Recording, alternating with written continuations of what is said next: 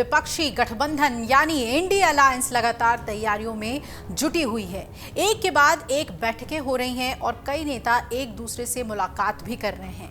हालांकि अब तक INDIA अलायंस के संयोजक और प्रधानमंत्री पद के लिए किसे चुना जाएगा, इसका फैसला नहीं लिया जा सका है।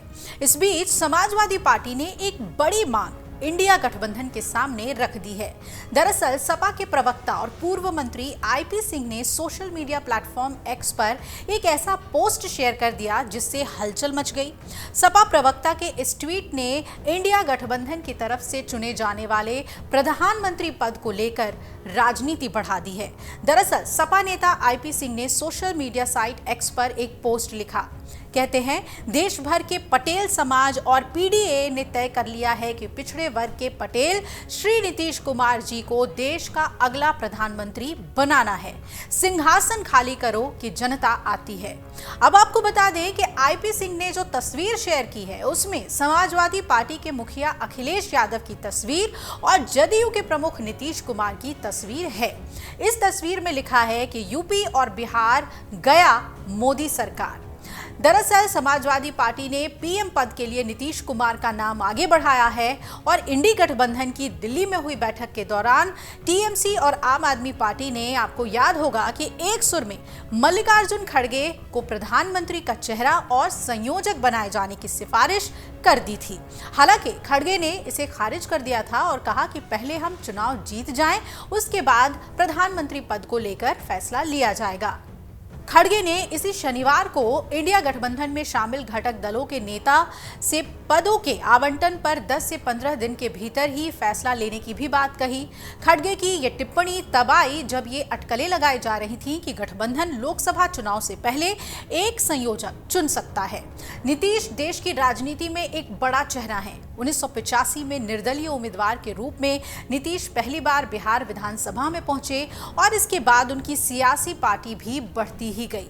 साल 1989 में वो 9वीं लोकसभा के सदस्य चुने गए और अपने पहले कार्यकाल में ही नीतीश कुमार को केंद्रीय राज्य मंत्री की जिम्मेदारी दी गई थी।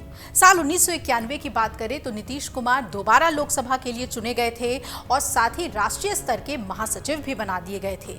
वो लगातार साल 1989 से लेकर 2004 तक बाढ़ निर्वाचन क्षेत्र से लोकसभा का चुनाव जीतते रहे और 2001 से 2004 के बीच कैबिनेट मंत्री के तौर पर रेल मंत्रालय जैसी बड़ी जिम्मेदारी को उन्होंने बखूबी संभाला।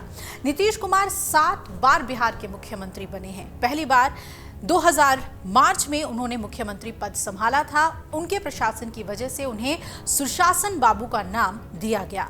अब एक बार फिर उन्हें जब पार्टी का अध्यक्ष बनाया गया है तो उनके सामने कई चुनौतियां और जिम्मेदारियां हैं। उनके अपनी महत्वाकांक्षाएं भी हैं। जानकार कहते हैं कि विपक्ष में प्रधानमंत्री पद के उम्मीदवार के लिए इसी शर्त पर सहमति बन सकती है कि जिसके पास ज्यादा पार्टियों का समर्थन होगा उसे ही चेहरा बना दिया जाएगा। JDU, राजद और सपा उत्तर भारत के 3 बड़े विपक्षी दल हैं और बगैर इनकी सफलता के विपक्ष की सफलता मुश्किल होगी।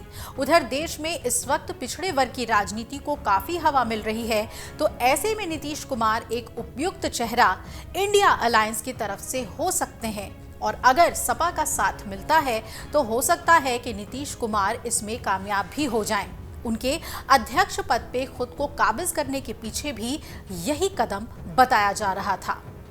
अगर आप ये वीडियो YouTube पर देख रहे हैं तो हमारे चैनल को सब्सक्राइब करें और बेल आइकन को दबाना ना भूलें। अगर आप Facebook पर ये वीडियो देख रहे हैं तो हमारे पेज को लाइक करें।